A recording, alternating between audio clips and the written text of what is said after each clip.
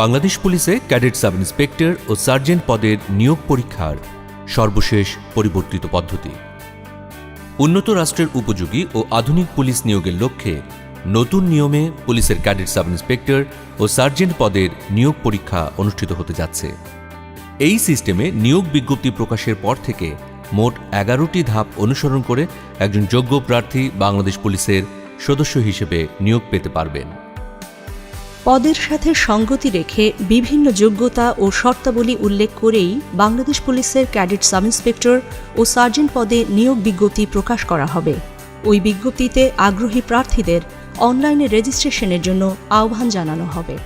অনলাইনে আবেদনপত্র জমা প্রদান করা মাত্রই নির্ধারিত নিয়োগ বিধি অনুযায়ী আবেদনকারী প্রার্থীর এসএসসি বা সমমান পরীক্ষার ফলাফল, এইচএসসি বা সমমান পরীক্ষার ফলাফল, ডিগ্রি বা স্নাতক বা সমমান পরীক্ষার ফলাফল এবং প্রার্থীর উচ্চতার উপর ভিত্তি করে ওয়েব বেসড প্রিলিমিনারি স্ক্রিনিং করা হবে। উল্লেখ্য যে প্রার্থী মিথ্যা বা অসম্পূর্ণ তথ্য প্রদান করলে ওই আবেদন নিয়োগের যে কোনো পর্যায়ে বাতিল বলে গণ্য হবে। এজন্য আগ্রহী প্রার্থীদের সঠিক তথ্য প্রদানের জন্য বিশেষভাবে অনুরোধ করা হচ্ছে। এই ওয়েব বেসড প্রিলিমিনারি স্ক্রিনিং শেষে নির্দিষ্ট সংখ্যক যোগ্য প্রার্থীর একটি তালিকা প্রকাশ করা হবে। তালিকাভুক্ত যোগ্য প্রার্থীদেরকে শারীরিক মাপ ও কাগজপত্র যাচাইকরণ এবং শারীরিক সক্ষমতা যাচাই পরীক্ষায় অংশগ্রহণের জন্য অনলাইনে admit card for physical endurance test প্রদান করা হবে। যোগ্য প্রার্থীগণ অনলাইনে প্রাপ্ত অ্যাডমিট কার্ড ডাউনলোড করে A4 সাইজ কাগজে 2 কপি প্রিন্ট করবেন। উক্ত অ্যাডমিট কার্ডের 2 কপি এবং বিজ্ঞপ্তিতে উল্লিখিত ডকুমেন্টস ব্যতীত কোনো প্রার্থী শারীরিক মাপ ও কাগজপত্র যাচাইকরণ এবং শারীরিক সক্ষমতা যাচাই পরীক্ষায় অংশগ্রহণ করতে পারবেন না। শারীরিক মাপ ও কাগজপত্র যাচাইকরণ প্রথম দিন। এই ধাপে অংশগ্রহণের জন্য প্রাথমিকভাবে ওয়েব বেসড স্ক্রিনিংয়ে মনোনীত প্রার্থীগণকে admit card for physical endurance টেস্টের 2 কপি, নিয়োগ বিজ্ঞপ্তিতে উল্লিখিত সকল ডকুমেন্ট সহ উপযুক্ত ড্রেসে নির্ধারিত দিনে যথাসময়ে নির্দেশিত স্থানে উপস্থিত থাকতে হবে। ভেন্যুতে প্রবেশের পরই একটি নির্ধারিত স্কেল দিয়ে প্রার্থীর উচ্চতার মাপ নিয়ে প্রাথমিক স্ক্রিনিং করা হবে। এই স্ক্রিনিংয়ে উতরে যাওয়া যোগ্য প্রার্থীদের লাইন করে মূল ভেন্যুতে নিয়ে যাওয়া হবে। বিজ্ঞপ্তিতে উল্লিখিত শর্তানুসারে প্রার্থীদের উচ্চতা, ওজন ও পুরুষ প্রার্থীদের ক্ষেত্রে বুকের মাপ পরিমাপ করা হবে। এরপর প্রার্থীর ডকুমেন্টস যাচাই করা হবে। শারীরিক মাপ ও ডকুমেন্টস যাচাইয়ে সঠিকতা পাওয়া প্রার্থীদেরকে যোগ্য হিসেবে ঘোষণা করে তাদেরকে শারীরিক সক্ষমতা যাচাই পরীক্ষায় অংশগ্রহণের জন্য অ্যাডমিট কার্ডের 1 কপি প্রদান করা হবে। ফিজিক্যাল এন্ডুরেন্স টেস্টের নির্ধারিত সময়সূচি প্রার্থীদেরকে জানিয়ে দেওয়ার পাশাপাশি প্রথম দিনে উত্তীর্ণ প্রার্থীদের ইন্ডেমনিটি ঘোষণাপত্রের 1 কপি প্রদান করা হবে। শারীরিক সক্ষমতা যাচাই পরীক্ষা দ্বিতীয় দিন।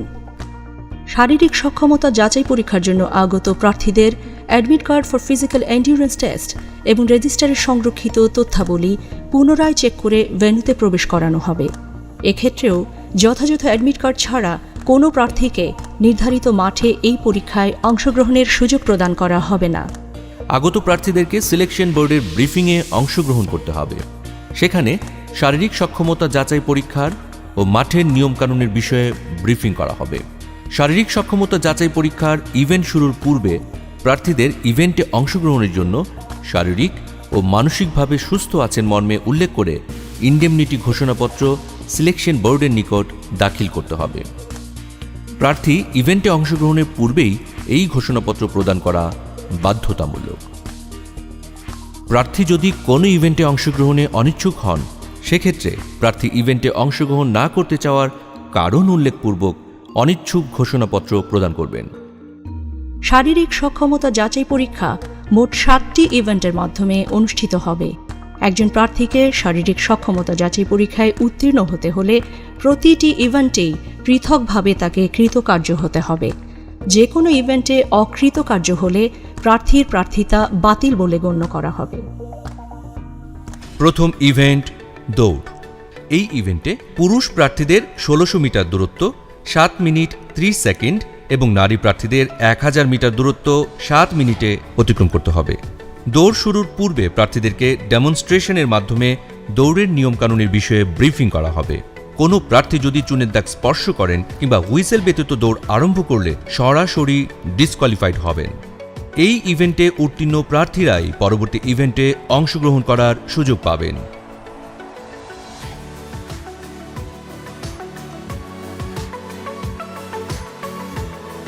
দ্বিতীয় ইভেন্ট লং জাম্প।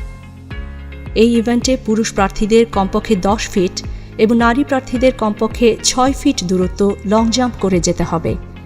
ইভেন্ট শুরুর পূর্বেই প্রার্থীদেরকে ইভেন্টের নিয়মকানুনের বিষয়ে ব্রিফিং করা হবে। প্রার্থীদেরকে অবশ্যই চুনের দাগের পেছন থেকে জাম্প করতে হবে। জাম্প করার সময় চুনের দাগ স্পর্শ করলে কিংবা অতিক্রম করলে প্রার্থী ডিসকোয়ালিফাইড হবেন। এছাড়া প্রত্যেক প্রার্থী এই ধাপে উত্তীর্ণ হতে সর্বোচ্চ 3 বার করে লং জাম্প দেওয়ার সুযোগ পাবেন।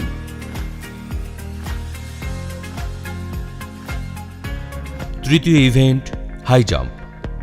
এই ইভেন্টে পুরুষ প্রার্থীদের জাম্প করে 3.5 ফিট ও নারী প্রার্থীদের 2.5 ফিট উচ্চতা অতিক্রম করতে হবে। ইভেন্ট শুরুর পূর্বেই প্রার্থীদেরকে ইভেন্টের নিয়মকানুনের বিষয়ে ডেমনস্ট্রেশনের মাধ্যমে ব্রিফিং করা হবে। জাম্প করার সময় ক্রসবার স্পর্শ করলে বা ক্রসবার পড়ে গেলে ডিসকোয়ালিফাইড হবেন। এছাড়া প্রত্যেক প্রার্থী এই ধাপে উত্তীর্ণ হতে সর্বোচ্চ 3 বার করে জাম্প দেবার সুযোগ পাবেন। এই ধাপে উত্তীর্ণ প্রার্থীরাই কেবলমাত্র পরবর্তী দিনের শারীরিক সক্ষমতা যাচাই পরীক্ষায় অংশগ্রহণ করতে পারবেন। হাই জাম্প ইভেন্টের মাধ্যমেই শারীরিক সক্ষমতা যাচাই পরীক্ষার দ্বিতীয় দিনের কার্যক্রম শেষ হবে। শারীরিক সক্ষমতা যাচাই পরীক্ষা তৃতীয় দিন। শারীরিক সক্ষমতা যাচাই পরীক্ষার তৃতীয় দিনে নির্দেশনা অনুযায়ী প্রার্থীদের যথাসময়ে নির্ধারিত স্থানে উপযুক্ত পোশাকে উপস্থিত থাকতে হবে। তৃতীয় দিনের শুরুতেও প্রার্থীদের ব্রিফিং করে ওই দিনের কার্যক্রমের বিষয়ে অভিহিত করা হবে। ব্রিফ শেষে প্রার্থীদের পুনরায় ইভেন্ট স্থলে নিয়ে যাওয়া হবে। চতুর্থ ইভেন্ট পুশ আপ। এই ইভেন্টে পুরুষ প্রার্থীদের 40 সেকেন্ডে 15টি পুশ আপ ও নারী প্রার্থীদের 30 সেকেন্ডে 10টি পুশ আপ দিতে হবে। ইভেন্ট শুরুর আগেই প্রার্থীদেরকে পুশ আপ ইভেন্টের নিয়ম কানুনের বিষয়ে ব্রিফিং করা হবে। পুশ আপে বডি, হেড, ব্যাক পার্ট এবং হিপ একই লেভেলে অর্থাৎ স্ট্রেট থাকবে, হিপ ডাউন থাকবে, হাঁটু সোজা থাকবে এবং কোনো অবস্থাতেই মাটিতে স্পর্শ করবে না। আপ অবস্থায় এলবো স্ট্রেট এবং ডাউন অবস্থায় এলবো বেন্ড থাকবে। আপ ও ডাউন মিলে একটি পুশ আপ হিসেবে কাউন্ট করা হবে। কোনো প্রার্থী উল্লিখিত নিয়মের ব্যত্যয় করলে কিংবা নির্ধারিত সময়ের মধ্যে পুশ আপ সম্পন্ন করতে না পারলে ডিসকোয়ালিফাইড হবেন। এই ইভেন্টে কৃতকার্য হওয়া প্রার্থীগণ পরবর্তী ইভেন্টের জন্য মনোনীত হবেন। পঞ্চম ইভেন্ট সিট আপ। এই ইভেন্টে পুরুষ প্রার্থীদের 40 সেকেন্ডে 15টি সিট আপ এবং নারী প্রার্থীদের 30 সেকেন্ডে 10টি সিট আপ দিতে হবে। এই ইভেন্ট শুরুর পূর্বেই ডেমনস্ট্রেশনের মাধ্যমে প্রার্থীদেরকে সিট আপের নিয়মকানুনের বিষয়ে ব্রিফিং করা হবে।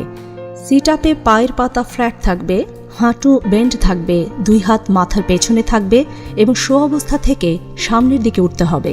শো অবস্থা থেকে উঠে হাতের কনুই দিয়ে হাঁটু স্পর্শ করে পুনরায় শো অবস্থায় ফিরে যাওয়াকে একটি সিট আপ হিসেবে কাউন্ট করা হবে।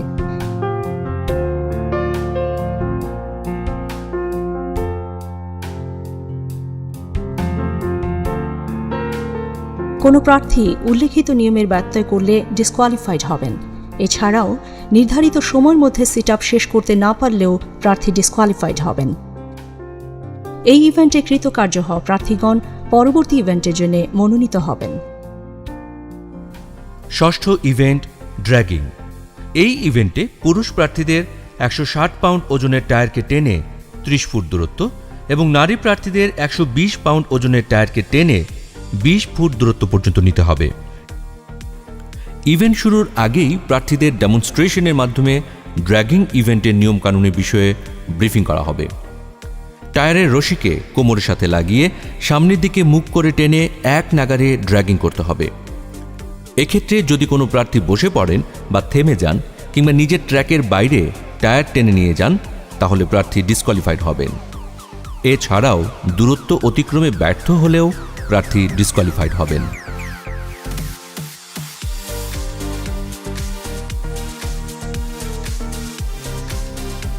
সপ্তম ইভেন্ট রোপ ক্লাইম্বিং।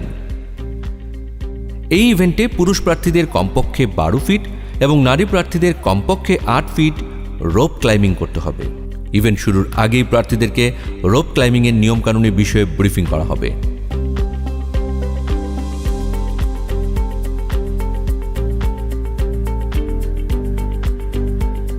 প্রার্থী নির্ধারিত সময়ের মধ্যে একবার উঠতে ব্যর্থ হলে পুনরায় ওঠার সুযোগ পাবেন। তবে নির্ধারিত সময়ের মধ্যে নির্ধারিত উচ্চতায় উঠতে ব্যর্থ হলে প্রার্থী ডিসকোয়ালিফাইড হবেন।